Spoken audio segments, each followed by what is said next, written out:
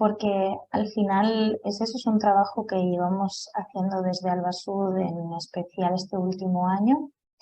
Y mi presentación lo que he hecho es prepararla junto con Ernest un poco para darle esta perspectiva de género al análisis que hemos hecho del empleo turístico. Entonces va a ser una complementación y añadir algunos inputs más que creemos que son importantes. Entonces voy a partir también de los mecanismos de precarización que emplean estas empresas turísticas y luego también qué sucedió con el trabajo turístico durante la pandemia y qué está sucediendo ahora en la reactivación. Y os compartiré algunos de los testimonios que son muy clarificadores de cómo está la situación actualmente en Barcelona, por lo menos. Entonces, bueno, como ya adelantaba Ernest, el trabajo turístico ya hemos visto que es estructuralmente precario, pero además de eso está feminizado. Entonces nosotros nos preguntamos, ¿qué sucede si unimos estos dos conceptos, ¿no? Feminización y precarización?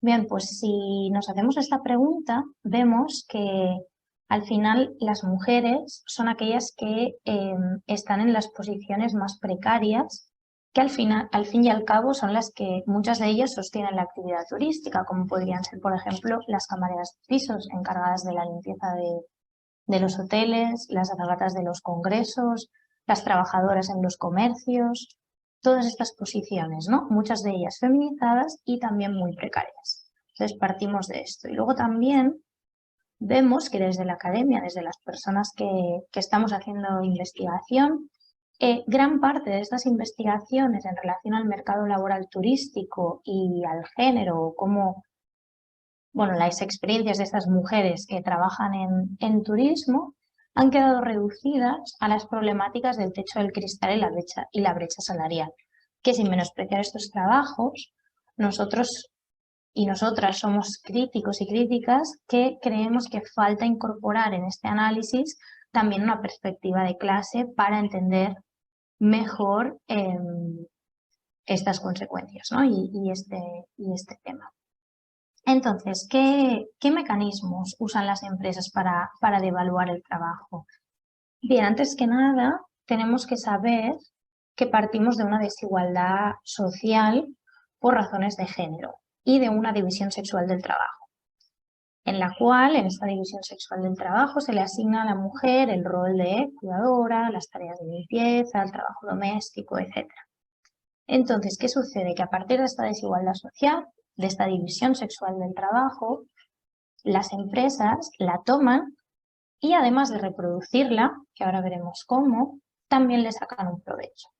Entonces, veríamos a las empresas del sector turístico en su mayoría como perpetuadoras de esta situación y aparte también cómo le sacan provecho, rédito, ¿no? Entonces, como ya adelantaba Ernest en su presentación, la organización de la composición laboral en el sector turístico no es casual y se distingue sobre todo por dos factores. Uno de ellos es la naturalización de desigualdades sociales, como por ejemplo esta que os adelantaba sobre que las mujeres sean las que se les asignen las tareas de limpieza, por ejemplo, ¿no? O de cuidado. Y luego también vemos que la fuerza de trabajo se distribuye, como bien decía Ernest en su presentación, en función de la edad, también en la etapa vital en la que te encuentras, ¿no? En la raza, tu físico. Vemos que algunas posiciones se asignan en función de qué atributos físicos tengas, qué tipo de imagen des, también del color de tu piel, de tu origen, etcétera, ¿no? Entonces vemos cómo no es un casual, sino que se organiza la composición laboral de este modo para luego sacar provecho de estas desigualdades que les avanzaba anteriormente. Luego también otro de los mecanismos que vemos es la contratación atípica. ¿Y por qué me quiero centrar en eso? Y es porque afecta a muchos de estos trabajos que les adelantaba, que son feminizados y también precarizados, ¿no? La contratación atípica implica una alta flexibilización laboral en estos colectivos más feminizados.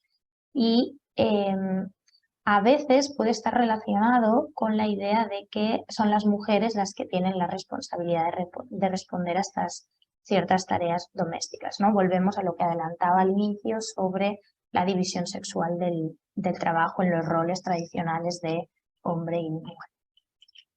Y luego también vemos que son las más afectadas por la externalización. Y un claro ejemplo es el colectivo de camareras de pisos. ¿Y qué consecuencias tiene una mayor externalización? Pues un menor salario, una intensificación del trabajo, un menor acceso a prestaciones sociales y también una menor capacidad de organización y sindicalización. Bien, entonces, partiendo de este contexto, ¿no? ¿Qué ocurrió con el trabajo turístico durante la pandemia y qué ocurrió con estas mujeres que trabajan en el sector turístico?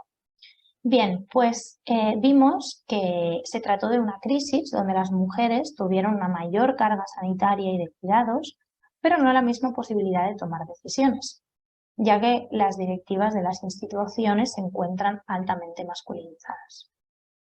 Luego también quiero pararme en un tema que ya estaban adelantando Raúl y Ernest en su presentación, sobre qué ocurrió con todas esas mujeres que trabajaban en la economía informal. Bien, pues es más habitual que sean mujeres que hombres las que están en la informalidad y por eso también me detengo en este tema.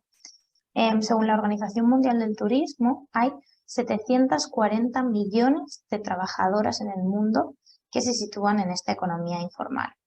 Entonces, estas personas, evidentemente y desgraciadamente, quedaron desamparadas y se ha registrado un incremento en su desigualdad y precariedad.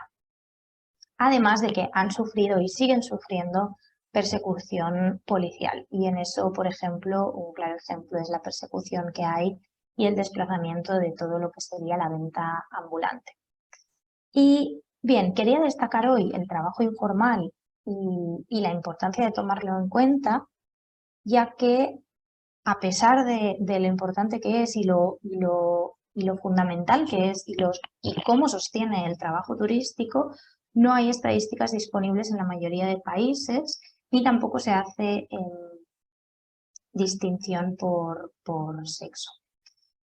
Entonces, vimos cómo había una falta de protección en todas estas personas que trabajaban en la economía informal, pero también sucedió en las personas que trabajaban en la economía formal, ¿no? Y un ejemplo son las camareras de piso, por ejemplo, que como antes decía, que están afectadas por la contratación atípica, por las externalizaciones o porque no contaban con contratos fijos, con contratos indefinidos.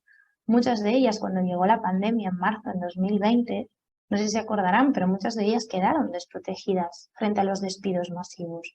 Y también, como muchas de ellas se encontraban sin empleo en ese momento, no pudieron acceder a las medidas del gobierno que comentaba Ernest, como por ejemplo los ERTE, ¿no?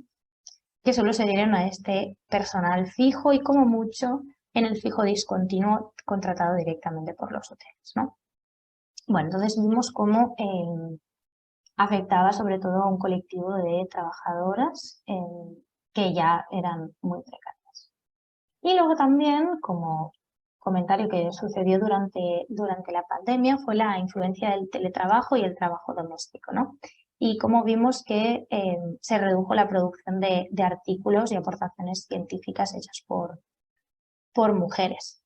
Además de que durante esta época hubo ese mensaje de que saldríamos más fuertes, que habría una revalorización de ciertos trabajos de cuidados, ¿no? Esos trabajadores esenciales que salíamos a aplaudir todas las noches, por lo menos aquí en España a las 8. Bueno, vimos y vemos ahora con los reportajes que hemos estado haciendo en Barcelona que nada más lejos de la realidad, ¿no? Entonces, ¿qué tendencias se dibujan durante la reactivación? Bien, todas ellas ya las ha contado Ernest, pero yo me voy a detener en algunas que han afectado más a estos colectivos de trabajadoras. Una de ellas era la acentuación del recurso del trabajo informal en ciertas actividades, como bien decía Ernest, en la limpieza de viviendas turísticas, que la mayoría es llevada a cabo por mujeres inmigrantes y sin organización sindical. Luego también colectivos que ya tenían unas malas condiciones laborales, pues la situación se ha empeorado y vemos como con la reforma laboral tampoco se ha logrado eliminar la externalización, que era un factor que influía y que influye gravemente en las condiciones laborales de estas personas. Y luego también cómo ha habido con la reforma laboral la desaparición del contrato por obra y servicio. Y bien, y me detengo y vuelvo a recuperar el ejemplo que daba Ernest sobre el caso que nos hemos encontrado cuando hemos analizado el trabajo del personal de eventos, de las azafatas de convenciones y eventos. Bien, pues el contrato por obra y servicio era un contrato característico de este sector, pero a partir de esta nueva norma, todas las trabajadoras supuestamente tendrían que pasar a tener contratos fijos discontinuos, ¿no? Bien, pues a pesar de esto, la realidad ha sido que la mayoría de empresas del sector no han hecho este cambio. De hecho, es el cliente final quien asume la penalización, ¿no? Que era lo que contaba Ernest. Bien, pues si quiero repetirlo porque es una de las cosas que bueno, a mí personalmente más me sorprendió, y es que las empresas de personal de eventos continúan contratando de manera puntual a las azafatas y cargando el coste de penalización contemplada por la nueva legislación, que son 27 euros por contrato, al cliente final en vez de mejorar las condiciones contractuales de sus trabajadoras. Es más, han incluido este importe en los tarifarios que distribuyen a las empresas de organización de eventos como un cargo más. Vemos en estos tarifarios, aparte de distintas tarifas en función de conocimiento de idiomas de las trabajadoras, pero también de su apariencia física, que eso sería abrir otro melón, vemos cómo en estos tarifarios, en unas cartas que enviaron a sus clientes, cito textualmente, con un asterisco ponían coste adicional 27 euros contrato debido a reforma laboral. O en otro ejemplo decían empresa X se ve obligado a repercutir dicho importe en concepto de cotización adicional para cada contrato. Bien, pues como creo que después de la presentación de Raúl, de Ernest y la mía ha quedado bastante claro que la tendencia es una mayor precarización de los trabajos, una mayor vulnerabilidad de los trabajadores y las trabajadoras del sector.